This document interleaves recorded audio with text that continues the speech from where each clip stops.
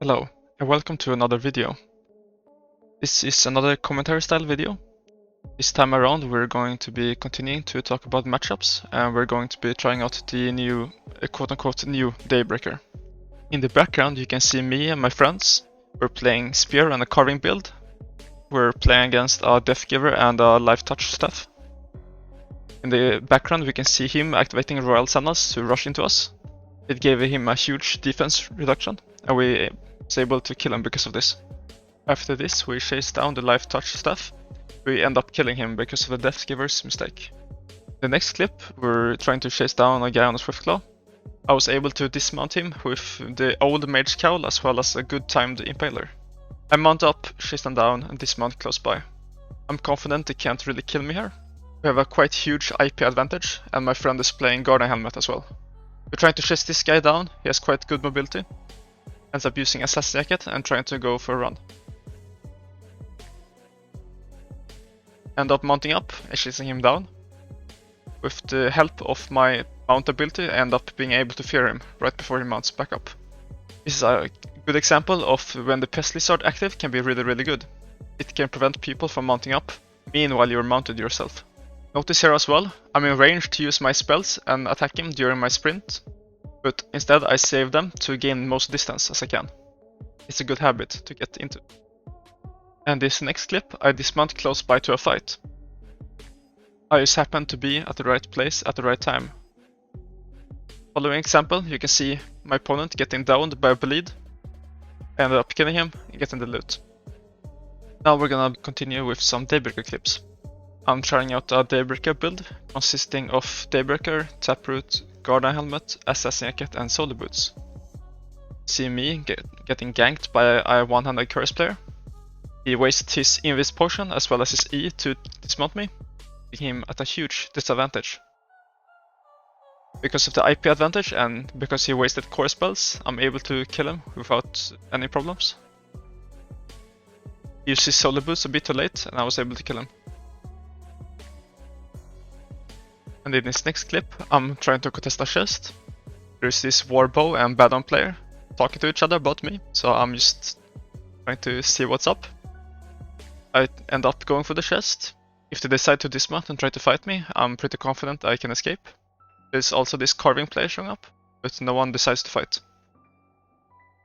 And in this next clip, I'm delivering a mist.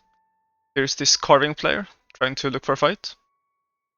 He's playing on the Jacket of Tenacity instead of the Mistwalker Jacket. Generally, against swords, I should swap to Cripple ability. I thought in this matchup, since I'm using the Daybreaker, the Impaler might be good. I make several mistakes in the clip. I should have E'd him here when he used the CC Jacket. He doesn't really have anything other of value to purge. I end up using my E and missing it, which caused me at a huge disadvantage. Ends up purging my stacks on my Inferno Jacket, and I, in this scenario, I realized I can't really win the fight anymore. End up overcharging to gain some more combat stats. I think you should in general try to avoid Carving swords. They don't really have anything of value to purge with E-spell. Here I'm trying to bait him to proc my Undead Cape without his E-spell so he can't kill me. I decided to just walk out of the fight and reset. He has boots on cooldown and he can't really chase me here. End up mounting up with Guardian Helmet. In this next clip I'm trying to look for a fight against this Badon player. I missed my E, which was quite unfortunate. I could here dismount him with my Q and W spell, but it will make all my core spells on cooldown. Ideally I would want to swap to Harpoon as well. I swap my ability and have cooldowns. I receive some damage from his E spell, so I make some distance and reset. I later go for a re-engage. I use my Inferno Shield to block and reflect his E damage.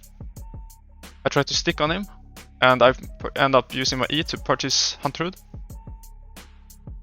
Make some distance here and I go for a disengage. I use my Guardian Helmet to remove his Q stacks, the poison damage. After I use my healing potion, he ends up resetting the fight. After we disengage, I realize I have a Huntrood in my inventory. After resetting the fight, I swap my helmet slot. I go for a re-engage, ends up hitting me with his E. I activate my Hunter Hood and on purpose stand in the E-spell to reflect damage. I engage on him here and try to harpoon him. Notice here I have my E still up so I can purge his spells. Ends up purging both his Hunter Hood and his Sprint, which made it really hard for him to escape. At this point I have such a huge advantage in the fight. I still have healing potion. So my point is not to deal as much damage anymore, it's to guarantee the kill and prevent him from escaping. End up using my healing potion and trying to chase him down. I'm trying to use my E to try to proc his Undead Cape and try to kill him AoE with the W and Q spell. End up getting the kill, and then I travel back. And who doesn't love the sound of Overcharge breaking?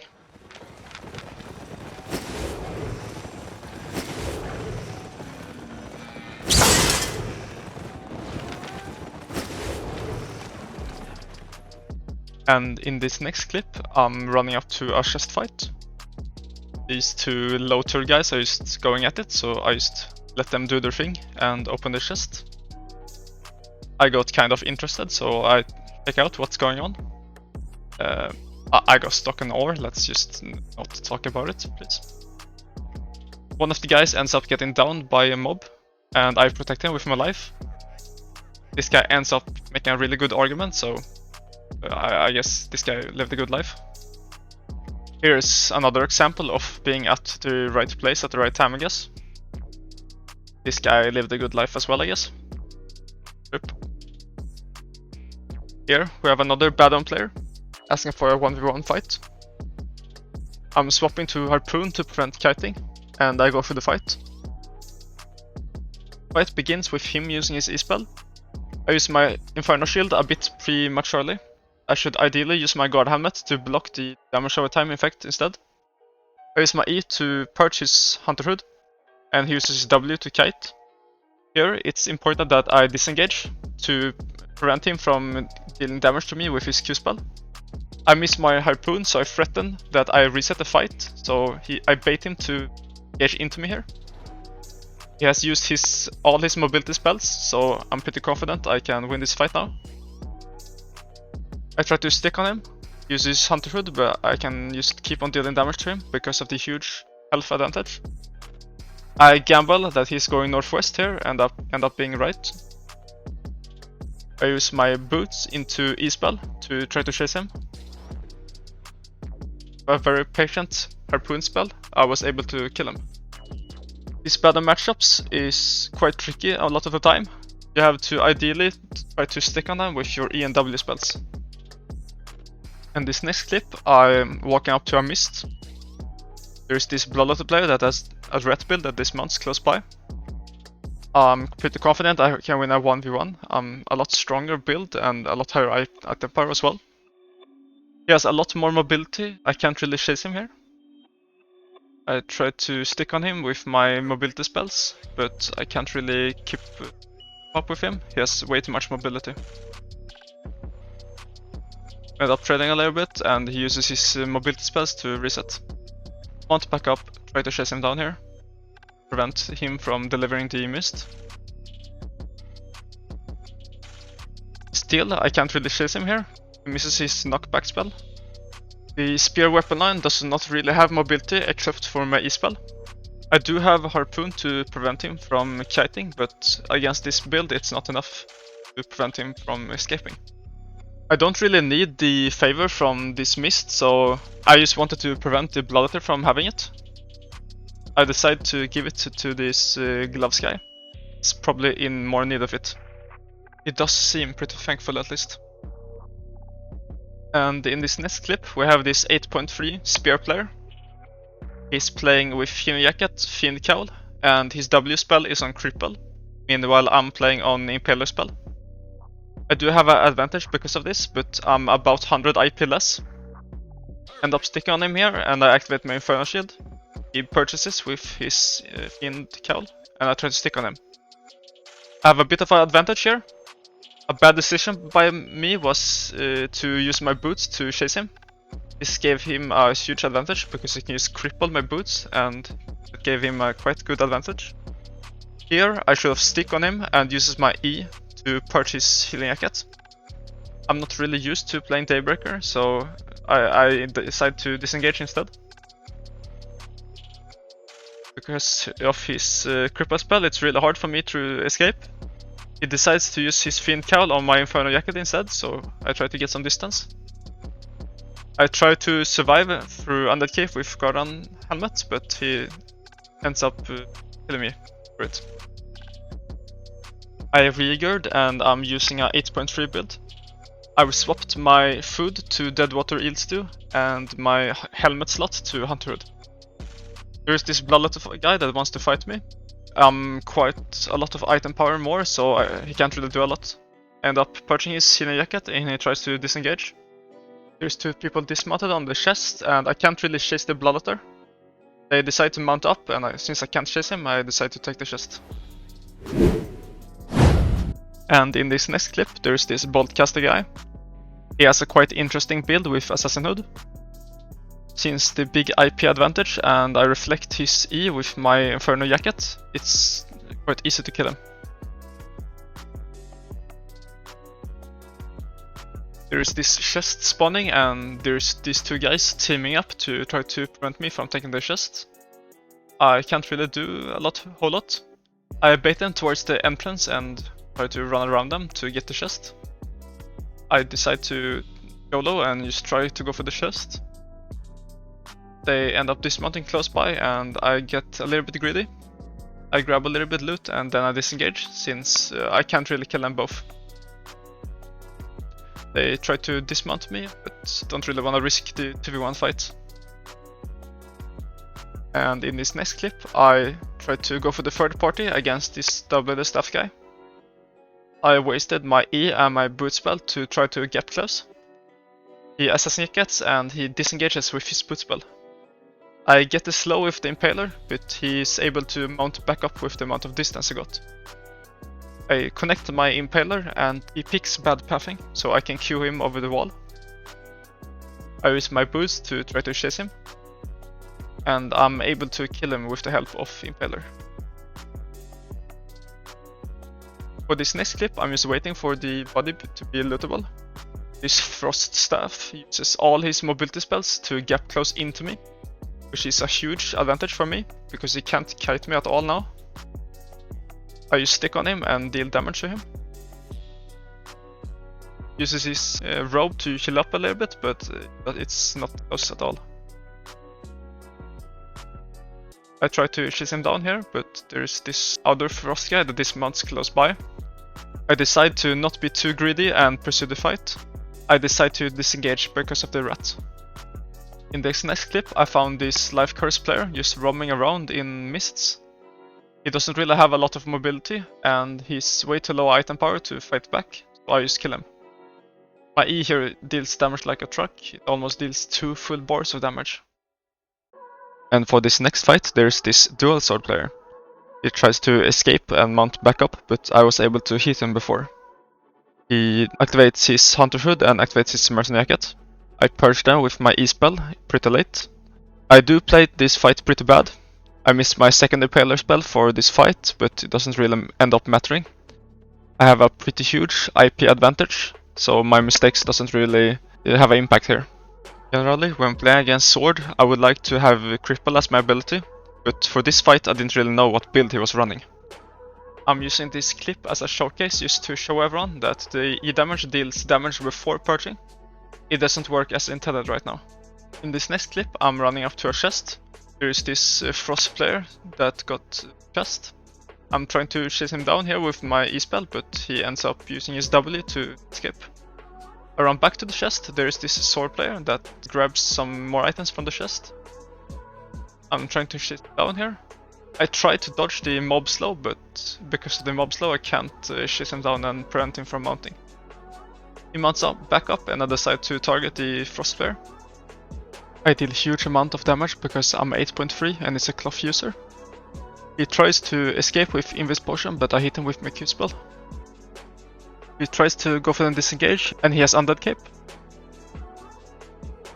I proc the Undead Cape and I finish him with the Impaler spell. In this next clip I run into an encampment. There's this Gloves player, and there's this Battle Bracer guy. He uses E-spell to engage after a dismount, and there's this Carving player right beside him. I'm not sure entirely why there's two people running together in Solo Mist, teaming against solo players, but it is what it is, I guess. I can't use my chest piece or my helmet slot ability to increase my tankiness because I will be put in combat. I run to the gate and escape. In this next clip, I run up to a chest. There's this Carving guy. I can kill him pretty easily because of my IP advantage. I purge his Hunter Hood and stick on him. Doesn't have Undead Cape, so I don't really have to worry about how I use my spells, because he can't really escape me here. I chase him down and doesn't even have to use my healing potion because of the IP difference. I decide to run back towards the chest, and there is this Dagger Pair player. He's 4.1 and he decides to overcharge for the fight. He's really low item power, so he basically deals no damage to me. He tries to disengage with first W and boots, but I end up catching up. I end up killing him with my Q spells. In this next clip, I'm contesting a chest. There's this Battleaxe player that tries to get the loot. I decide to go for the engage. I use my boots in, and when he activates his healing jacket, I kite it a little bit to avoid his healing. He uses his Royal Sandals to disengage, and I can't really purge it with my E. I decided to stop chasing him and instead go for the chest, since I can't really chase him.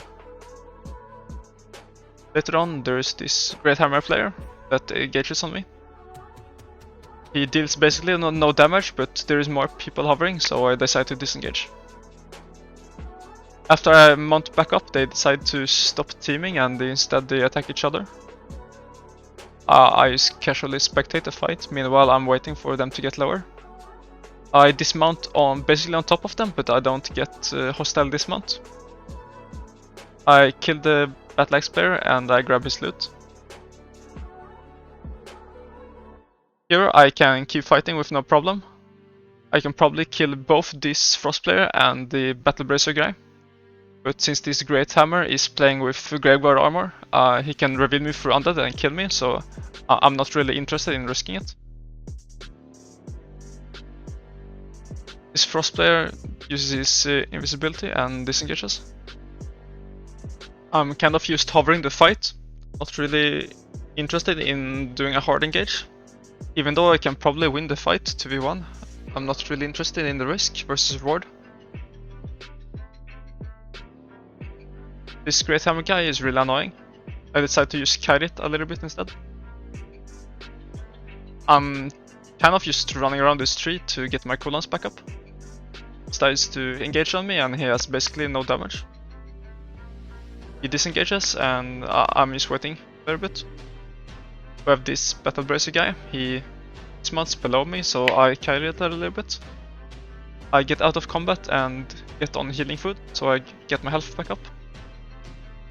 I re-engage on this Frost player.